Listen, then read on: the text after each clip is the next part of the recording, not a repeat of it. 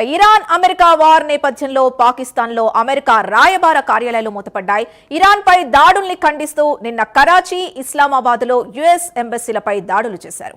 US వ్యతిరేక ఆందోళనలో ఇప్పటి వరకు అనేక మంది చనిపోయారు. పాక్లో ఆందోళనల దృష్ట్యా యుఎస్ ఎంబసీ సేవలు నిలిపివేశారు.